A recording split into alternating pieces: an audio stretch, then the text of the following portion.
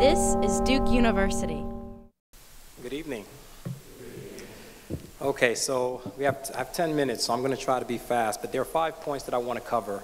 And before I get started, I just want to let everyone know that tonight we're going to be talking about race. So when I talk about race, I like to have no filter, and so I'm going to take the filter off. So I hope everyone's fine with that. We'll find out. So first I'm going to start by, I want to touch on 5 points, and I'm going to focus on why I think something like Ferguson happens, why it happened and why it may happen again, and will happen again. So first I'm going to focus on, the first point is, I think that, one, we're all racist, we're all sexist, we all have something, we all have blind spots, and this is something that I think a lot of us are not comfortable with acknowledging. And there are some blind spots that we have that we may not even be aware of. So for example, I had a friend of mine who told me a story. He was a postdoc for undergraduate students in the room. He finished his PhD and he went on to receive additional training. And so he was a postdoc, and when he was flying, he was traveling back to the town where he received his PhD. And his advisor told him, when you get into town, call me. Doesn't matter what time it is, just give me a call. So he says, okay. He flies in and it's 10 p.m., calls his advisor says, come to my house.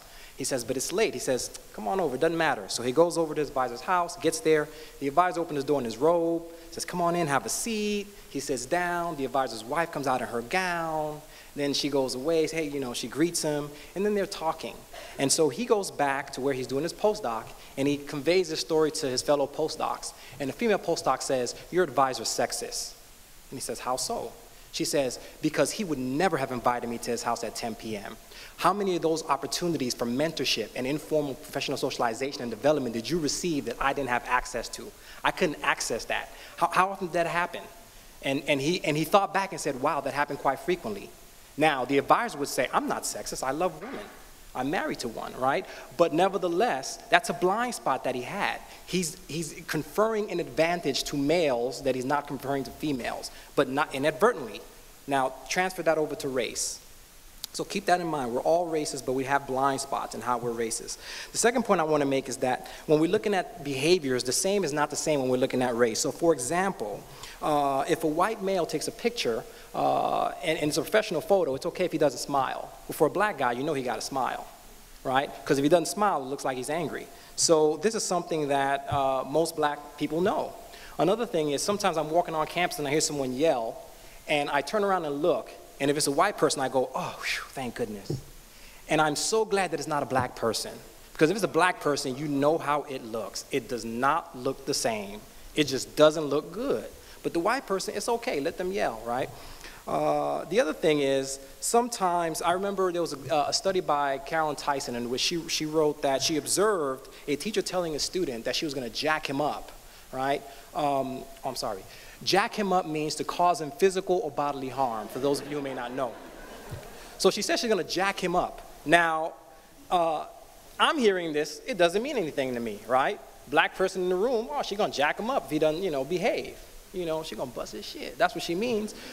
Now, to a white person, they might say, oh my gosh, she's going to jack him up. It doesn't sound the same, right? It sounds a little worse to their ears. You see what I'm saying? The same is just not the same. It's just not the same. You walk out, you see a group of white dudes skateboarding, it's cool. But if you see a black dude, you just have a little different reaction, And part of that is the fact that I'm racist in the sense that why am I cringing? Why can't a black person have the right to yell across campus like a white person? So I've been socialized to feel as though there's something wrong with that. So the third point I want to touch on is that we lack basic familiarity across racial groups. So each racial group has a dialogue about race. Blacks have a dialogue about race. We talk about race when white folks aren't around. White folks talk about race. Hispanics talk about race. Asians talk about race. So what are some of the things black folks say? So for example, black folks may say that white folks, they wear shorts in the winter, right? So this is something that is pretty common knowledge among black people. White people wear shorts in the winter. Another thing that, y'all knew that, right? Some of the white folks, I'm not making this up. Somebody back me up on this. Don't we say that? Okay, all right now. So, they wear shorts in the winter. Another thing is that there's such a lack of familiarity, right? I've had white people say that they didn't know that that's what we think of them, right? The other day I was in class, and I asked a student, So I randomly picked a white student in my class. She just so happened to be the only white student in the class. And I said, do you wrap your hair? She looked like she didn't understand where I was going. She was like, I did the same thing last semester. I asked the white student, do you wrap your hair at night? And she says, what kind of question is that? And I could tell she was offended. But the black students in the class looked at me and said, that brother D, right? Then she tried to play it off and go, no, I know what he meant, and I said, it's okay, baby, you didn't know, it's all right, it's all right. But this happened this last week. I asked a student if she wrapped her hair. She had no idea. And so she was like, what? And I said, you know what? One cannot get angry at her for not knowing this. The only way she would know this is if she had a childhood friend who spent the night at her house, right? Otherwise, she wouldn't know this. Now, as I am saying this, another student in the class, I see whispering, and I realize that a black female is telling a white male, well, wrapping your hair is when you this, that, and the other. So then I said, okay, just explain it for everyone. White folks learned something that day, right? And so, you know, So at night, black women oftentimes wrap their hair, and a lot of times it cuts down on, you know, when they wake up, it just makes it easier. So they can go like this and do like that, you know. Okay, so the next thing is, told y'all, no filter. The next thing is that, so I've said three things so far. We're all races, we have blind spots. The same is not the same, such as when we look at something, black folks see something, it is not the same thing that white folks see. And one example I thought of with that one is music. So there are times where I hear certain hip hop songs, like I have theme songs that I go through from time to time, and one of them was the Jay-Z and Rick Ross song, you know, that, you know, F for me, you know I got it. You know that song? Ding, ding, ding, ding, ding, ding. That was my jam. You know, that's the jam that I hear with headphones, walking to class in slow motion, get my mind right for class, you know. And so that was my jam. Now, if you play that for an older person, like your grandmother, you cringe, you're like, ooh, because you know she's not hearing the same thing you're hearing. She's saying, what is he saying? And you telling her, no, it's hot. But it's just not hot to, you know, it's not the same thing. Y'all seen the same thing, but it's not the same, right? Then the other point was that we lack familiarity across racial groups.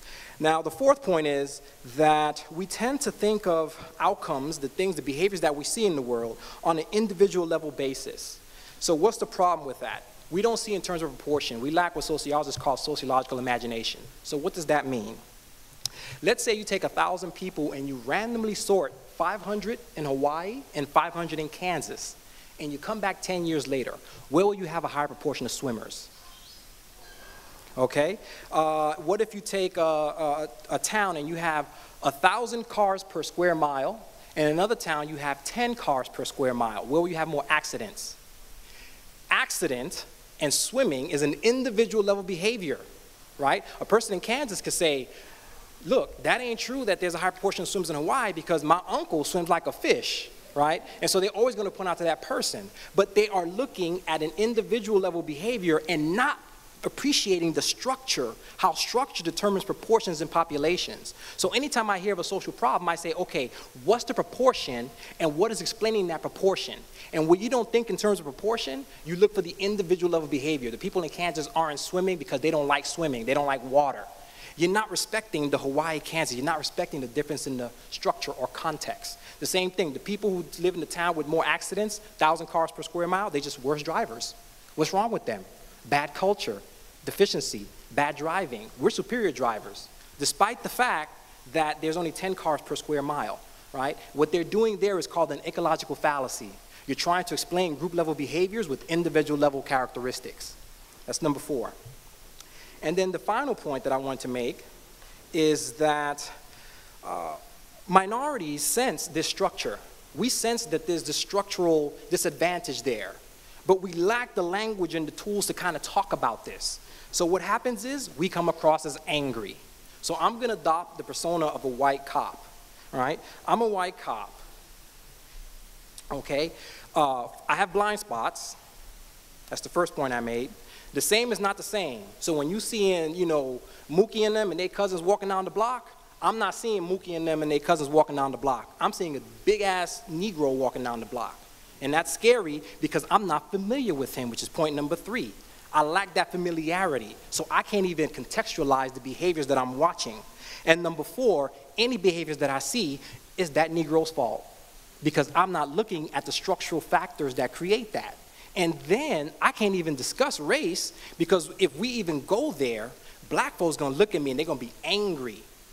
And so you're taking away my ability to really say what I wanna say and learn from that. It's a tightrope I have to walk. I'm not gonna engage. Why engage? What's my incentive to engage in that? What's my incentive to engage in discussion about race, and I don't have familiarity and all those things? All that's gonna happen is you're gonna get angry at me. I'm just gonna disengage, and I'm gonna push away from the table. But you know what? I still got a badge and a gun. That's how Ferguson happens. Produced by Duke University. Online at duke.edu.